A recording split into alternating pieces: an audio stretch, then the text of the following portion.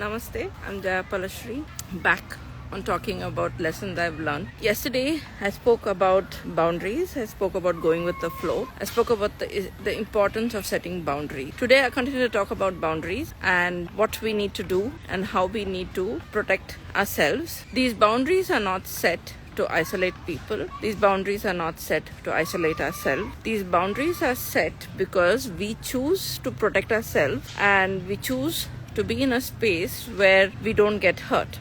Some of the common questions is, how do I set boundaries? Do I need to set boundaries?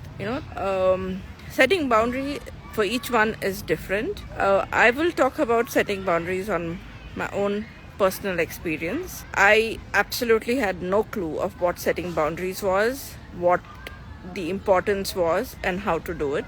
But in the process of learning counseling, getting into learning to become a life coach, to learn the skills, and on the path of becoming a shaman, a healer, I started realizing how important it is to protect yourself, especially when you start healing and you start realizing your weaknesses. We all want to be loved. We all want to be acknowledged. We all want to be respected. We want that from none other than our loved ones. At times when you're taken for granted, when you feel that you've allowed yourself to be used as a doormat, as an afterthought, when people just take you for granted, they don't give a second thought about what you want to do or why you are there or not there. These are clear indications that your boundaries are not set and you have allowed yourself to be used and you are lacking something in your space. I was in a space where I felt I was used as a doormat.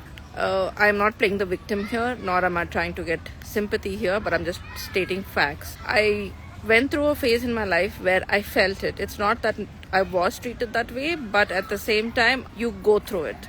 So having to go through something like that, having to go through a fact where you are treated like a doormat as an afterthought, starts making you wonder, is it worth it?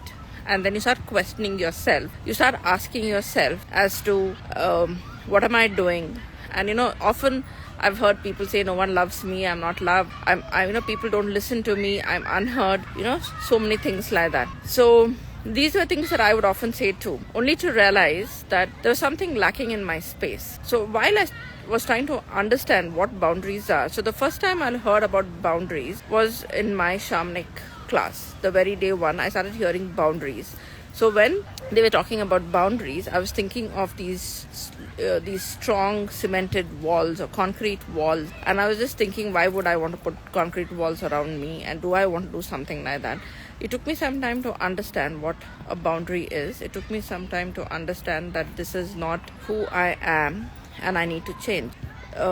So like I spoke about yesterday, everything is interlinked. And one thing is connected to the other. So in the process of setting boundaries and trying to understand what boundaries are and things like that, I started working on myself and I started seeing which are my weak spots, which needs to be worked on. So when I'm setting boundaries, I cannot blame anyone else for hurting me. I cannot blame someone else for not hearing me or disrespecting me, because I realized that everything lies within me. When I don't love myself, when I don't acknowledge myself, when I give myself as an afterthought, when I am not ready to respect myself, my own thoughts, and I start condemning myself, saying that, I'm such a useless or whatever it can be. So when I'm in that space of doing that, how can I expect someone else to acknowledge me, love me, or even respect me? If someone needs to respect me, love me, and acknowledge me, I have to change. The change has to come within me, not within them. I cannot expect an external person or the external energies to change and bring the change to me, but the change had to be me. That was a very difficult step for me to understand and to work on. And I used a lot of Ho'oponopono when I had to work and to set boundaries and to bring the change. So even before I started setting boundaries, I started cutting cords. We always leave cords attached to our loved ones, and the pain comes from your loved ones. It could be your spouses, your children, your parents, friends. It is always the people you love for and care for is where the hurt comes. Is it bad? No. Is it part of the game? 100%, because everything brings lessons to us. Every pain is a beautiful lesson. Some lessons come in a nice way, some lessons come the hard way, and pain is one of the hard way the lessons come to us, and we need to know and understand and accept it for what it is. So for me to start setting boundaries for myself, I'm just talking about myself. I'm not talking about that this might work for you, not work for you. You can pick what you like and what suits you. So when I chose to start setting boundaries, the first thing I started doing is I started working on self-love. It took me a long time to work on my own self-love because my self-confidence and self-esteem went pretty low. I wouldn't blame anybody for this but myself, because I allowed myself to get into a space where I felt the way I did. So working on it was very difficult for me, but I didn't give up. I worked on self-love. I worked with some affirmations. I did a lot of exercises, and after I started working on myself, I did a lot of work with shamanism on myself. After I worked on myself and I worked with self-love, I went on to self-respect as well as self-esteem. There's nothing that I didn't leave any stone unturned when it came to these things, and I was very sure that I had to bring about the right change in me, and I had to do whatever had to be done the right way. So as I started working with self-love, self-respect, self-esteem, I started noticing things that would trigger and I would get hurt. So I started saying, okay, now this is not going to be allowed into my space. So for example, when I started putting love into my space, I started noticing if someone looked down upon me or if someone said something which I felt